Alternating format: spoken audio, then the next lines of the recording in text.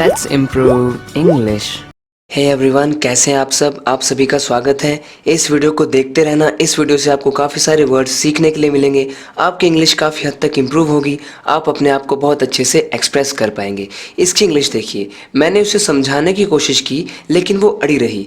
काफ़ी बार ऐसा होता है ना कि कोई इंसान बस एक ही चीज़ पे अड़ जाता है, बस उसे वो करना है तो वही करना है, किसी की मानेगा नहीं, अड़ गया है मतलब। तो इसे हम इंग्लिश में कैसे कहेंगे? I tried to persuade her, but she remained adamant. अब देखिए, इस सेंटेंस के पीछे छुपे कॉन्सेप्ट्स को समझिए। I tried यानी कि सिंपल पास्ट है, और यहाँ पर जो adamant है इसका मतलब होता है refusing to be persuaded और to change one's mind। यानी ऐसा इंसान जो एक ही बात पे अड़ जाता है, बिल्कुल किसी की मान नहीं रहा है, किसी की सुन नहीं रहा है, जो उसे करना है वही करना है, यानी कि जिद्दी, जिसे हम stubborn और obstinate भी कहते हैं। तो आप कह सकते हैं ये उन्हीं वर्ड्स का सिनोनिम है। adamant यानी कि एकदम जिद्दी। जो मना कर रहा है उसको कितना ही मना लो, समझा लो, वो मानेगा नहीं, उसे कहते हैं एडमेंट। यहाँ पर ये सेकंड फॉर्म है, यानी कि पास्ट इंडेफिनिट। ट्राई की सेकंड फॉर्म है ये tried. I tried to persuade her, यानी मैंने उसे परसुएड करने की कोशिश की। यहाँ पर परसुएड का मतलब होता है समझाने की कोशिश करना, राज़ी करने की कोशिश करना। राज़ी करना होता है परसुएड करना। आई ट्राइड, मैंने ट्राई किया उसको परसुएड करने का, लेकिन बट शी रिमेन्ड। रिमेन मतलब रहना, एक ही पोजीशन में, एक ही कंडीशन में, यानी वो रही एडमेंट। वो एडमेंट रही, बिल्कुल जिद्दी रही। देखिए, सेंटेंस को अच्छे से समझना है ताकि आप इस तरीके के न जाने कितने और सेंटेंसेस बना सके और इंग्लिश में अच्छे से कॉन्वर्सेशन कर सके।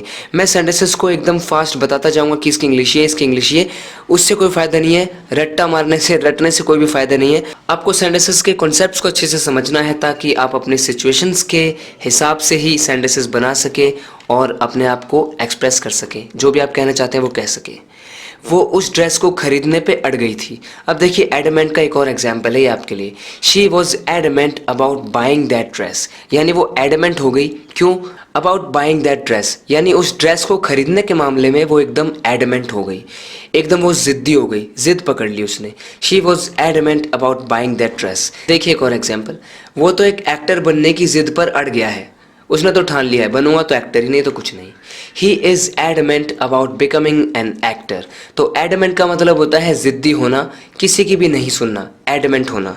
तो एक सेंटेंस में अगर आप वर्ड को यूज़ करते हैं तो उससे फ़ायदा नहीं है। अगर आप एक ही वर्ड को अलग अलग सेंटेंसेस में, काफ़ी सारे सेंटेंसेस में खुद सेंटेंसेस बना के यूज़ करेंगे ना, तभी वो वर्ड आपको याद होता है। देखिए, किसी भी वर्ड को याद करने का सिंपल सा तरीका है, यूज़ इट और लूज़ इट। किसी भी वर्ड को अगर आप बार बार यूज़ करेंगे, बार बार अपनी नज़रों के सामने देखेंगे, बार बार कानों से सुनेंगे, तो वो वर्ड ग्रेजुअली आपको याद हो जाएगा। ऐसे याद नहीं होता कि एक बार देखा और याद हो गया। आप उससे सेंटेंसेस बनाएंगे और अपने कन्वर्सेशन में यूज़ करेंगे, तब वो अपने आप ही याद हो जाएगा। He is adamant about becoming an actor, यानी वो एक्टर बनने के मामले में ना एडमेंट है, बिल्कुल वो ज़िद्दी है।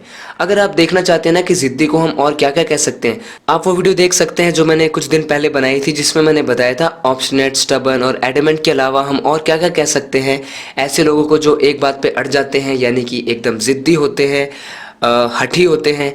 उनके लिए जो जो वर्ड्स होते हैं ना, वो मैंने उस वीडियो में बताए थे। उस वीडियो का लिंक इस वीडियो के डिस्क्रिप्शन में मैं आपके लिए डाल दूंगा।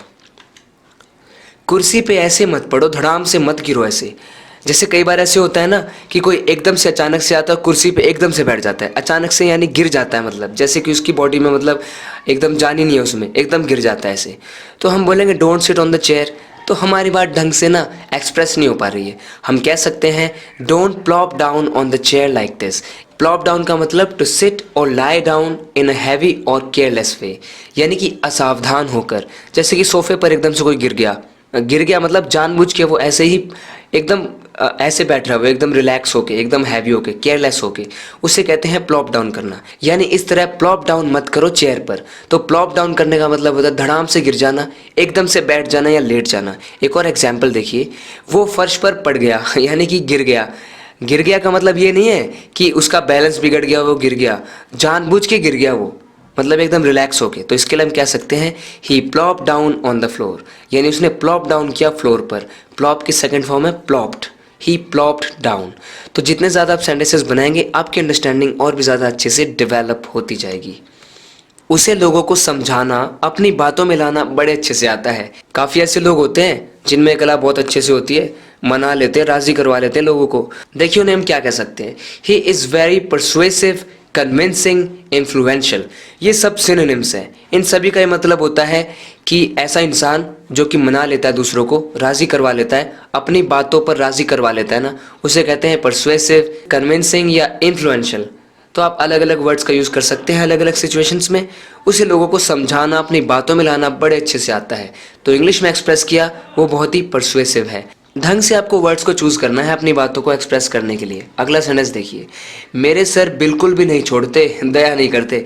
मेरा कहने का मतलब है बहुत स्ट्रिक्ट है, मतलब पिटाई करते हैं एकदम, जैसे बच्चे ऐसी बात करते हैं। तो हम बोल सकते हैं my teacher is not lenient, merciful, forgiving, sympathetic at all. तो मुझे आपको वर्ड्स कराने थे बस।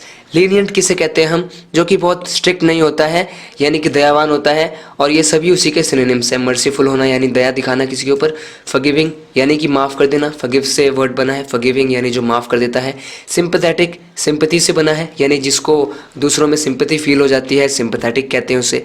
लीनियंट, मर्सीफुल, फॉरगिविंग, सिंपैथेटिक होने का मतलब होता है दयावान होना, यानी कि ज़्यादा स्ट्रिक्ट नहीं होना। तो my teacher is not lenient at all, ये एट ऑल क्या काम करता है, इसे इंटेंसिफाई करता है कि बिल्कुल भी नहीं है, बिल्कुल भी लीनियंट नहीं है, बिल्कुल भी मर्सीफुल नहीं है। My teacher is not lenient at all. लोग मेरे कपड़ों पर हंस रहे हैं। अब आपके दिमाग में एक वर्ड आया होगा लाफ। अब लाफ का भी आप यूज़ कर सकते हैं, लेकिन एक और वर्ड होता है people are snickering at my clothes. तो स्निकर का मतलब होता है टू लाफ एट समवन और something in a silly and often unkind way, यानी जब हम चिढ़ा के हंसते हैं ना, जब मजाक उड़ाते हैं, यानी गलत तरीके से हंसते हैं उसका मजाक उड़ाते हुए किसी चीज़ का या किसी इंसान का, तो उसके लिए हम इस वर्ब का यूज़ कर सकते हैं, यहाँ पर स्निकर का यूज़ कर सकते हैं। तो आप अलग अलग वर्ड्स का यूज़ कर सकते हैं अपने कन्वर्सेशन में, अपनी बातों को और भी ज़्यादा अच्छे से एक्सप्रेस करने के लिए और ज़्यादा इंप्रेसिव साउंड करने के लिए। पीपल आर स्निकरिंग यानी लोग स्निकर कर रहे हैं एट माई क्लोथ्स, मेरे कपड़ों पर। किस बात पे हंस रहे हो, what are you laughing at, या फिर what are you snickering at. तो स्निकर का भी मतलब हंसना होता है अनकाइंड वे में। What are you snickering at, to laugh at someone और something in a silly and often unkind way. वो मुझसे चेप हो गया और मुझे जाने ही नहीं दिया। हम ऐसे कई बार हिंदी में बोलते हैं। चेप हो जाने का मतलब यानी कि पीछा ही नहीं छोड़ रहा है। तो चेप हो गया मतलब हम किसे कहते हैं, यानी कि जो बस जाने नहीं दे रहा है, फालतू के सवाल पूछे जा रहा है, या फिर चेप हो गया, बस चेप हो गया। तो इसके लिए हम इंग्लिश में कह सकते हैं he latched on to me and didn't let me go away. Latch into ये एक फ्रेजल वर्ब है जिसका मतलब है to stay close to someone और समथिंग, यानी किसी चीज़ पे एकदम अटक जाना, अड़ जाना, यानी वो मुझ पे अड़ गया, मुझसे चेप हो गया, मुझसे दूर ही नहीं जा रहा था। He latched on to me, simple past बनाते हुए मैंने लैच की सेकंड फॉर्म का यहाँ पर यूज़ किया है। He latched on to me and didn't, उसने नहीं किया, क्या नहीं किया, लेट मी, उसने मुझे अलाउ नहीं किया। लेट मतलब अलाउ करना होता है, आप वीडियो देख सकते हैं। गो अवे यानी दूर चले जाना, यानी उसने मुझे दूर जाने नहीं दिया। लैच इनटू हो गया एकदम।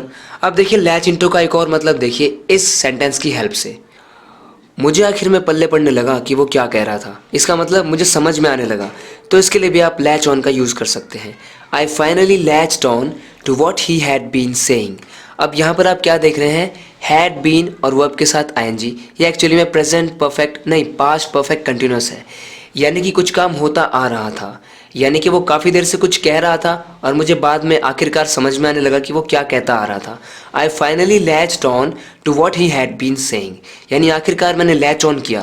तो लैच ऑन का यहाँ पर मतलब है to begin to understand something, किसी चीज़ को समझना शुरू कर देना।